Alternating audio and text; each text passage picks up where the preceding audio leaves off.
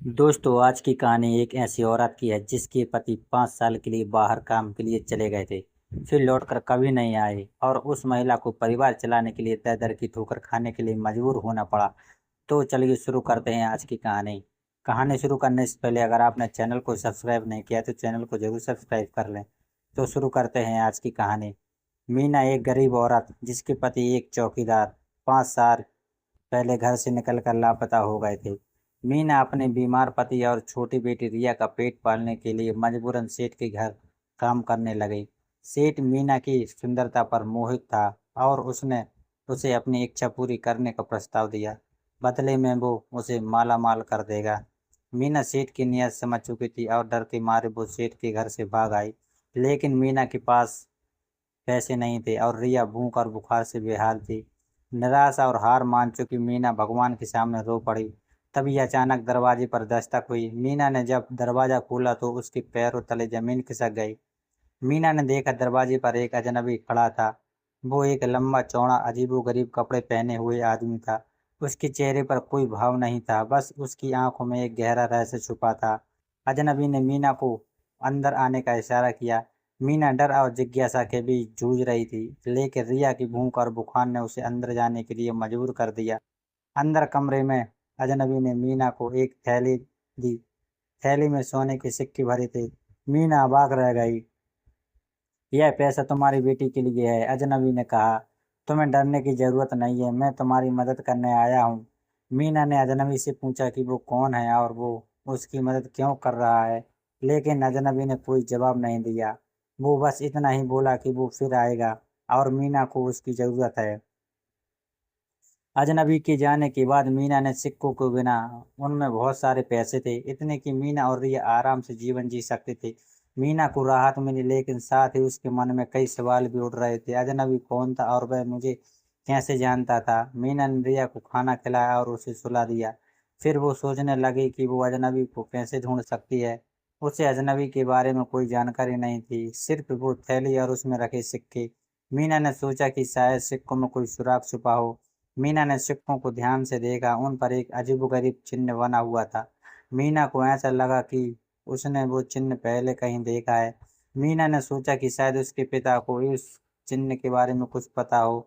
मीना ने अपने पिता को जगाया और उन्हें चिन्ह दिखाया। मीना के पिता ने चिन्ह को देखा और उनकी आंखें चौड़ी हो गईं। उन्होंने मीना को बताया कि वो चिन्ह एक प्राचीन समाज का प्रतीक है जो सदियों पहले इस इलाके में रहता था।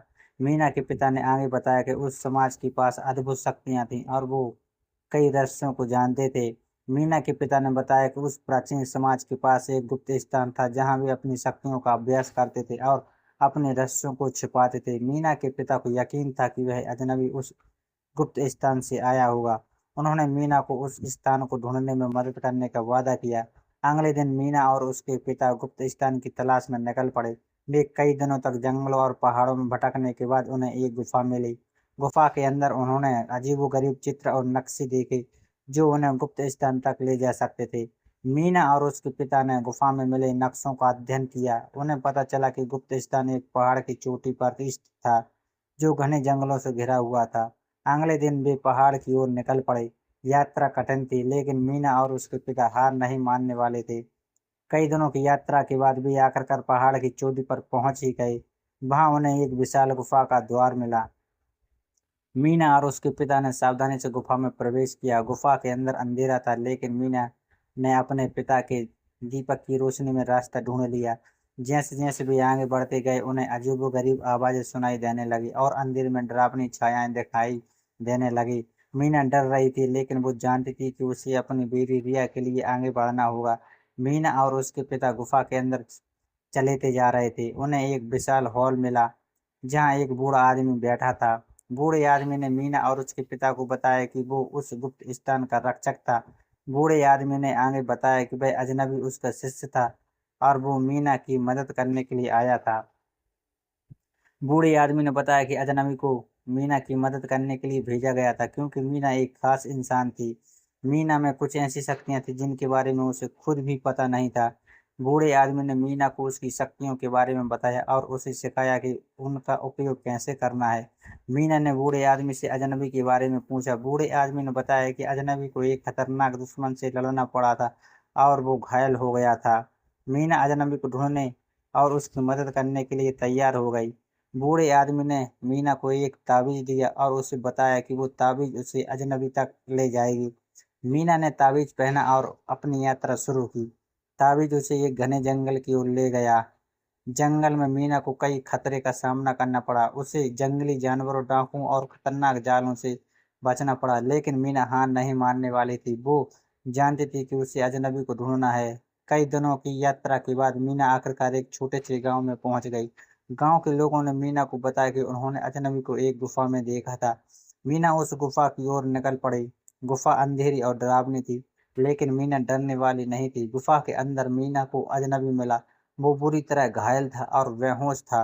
मीना अजनबी को अपने साथ गांव लेकर आई। गांव के लोगों ने अजनबी का इलाज किया। अजनबी धीरे धीरे ठीक होने लगा। उसने मीना को बताया कि वो एक योद्धा था और उसे एक दुष्ट और खतरनाक जादूगर से लड़ना पड़ा था। जादूगर बहुत शक्तिशाली था और उसने अजनबी को घायल कर दिया था। अजनबी ने मीना को बताया कि उसे जादूगर को हराने के लिए एक जादुई तलवार ढूंढनी होगी। मीना ने अजनबी की मदद करने का फैसला किया। वो जानती थी कि जादूगर को हराना ही दुनिया को बचाने का एकमात्र तरीका है। बूढ़े आदमी ने मीना को जादुई तलवार के बारे में बताया। तलवार एक पहाड़ी किले में छिपी हुई थी, जो एक विशाल ड्रैगन उसकी देखरेख कर रहा था। मीना और अजनबी पहाड़ी किले की ओर निकल पड़े। रास्ते में उन्हें कई खतरों का सामना करना पड़ा। उन्हें दुष्ट प्राणियों, जालों और खतरनाक जंगलों से बचना पड़ा, लेकिन मीना और अजनबी हार नहीं मानने वाले थे। वो जानते थे कि उन्हें जादूगर को हराना है। मीना और अजनबी पहाड़ी किले तक पहुंच गए। किला विशाल और डरावना था। मीना और अजनबी ने किले में प्रवेश किया और ड्रैगन का सामना किया। ड्रैगन बहुत शक्तिशाली था, लेकिन मीना और अजनबी ने हार नहीं मानी। एक लंबी और कठिन लड़ाई के बाद मीना और अजनबी ने ड्रैगन को हरा दिया।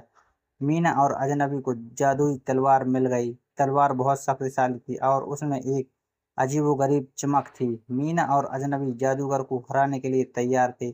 मीना और अजनबी जादूगर के महल तक पहुंच गए। महल विशाल और भव्य था, लेकिन उसमें एक अंधेरा और खतरनाक माहौल था।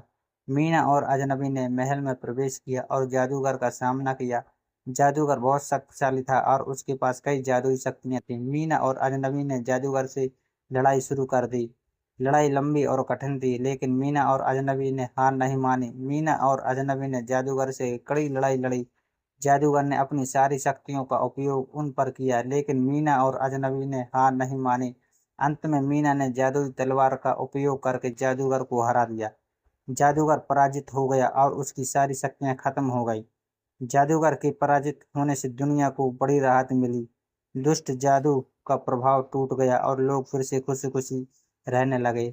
तो दोस्तों, यह इतिहास की कहानी। अगर आपको मेरी कहानी पसंद आई है तो कृपया मेरे चैनल को सब्सक्राइब करें और घंटी दबाकर सभी नोटिफिकेशन चालू कर लें, ताकि आपको अगले वीडियो की सूचना सबसे पहले मिल सके। आपके प्यार और सपोर्ट के लिए धन्यवाद।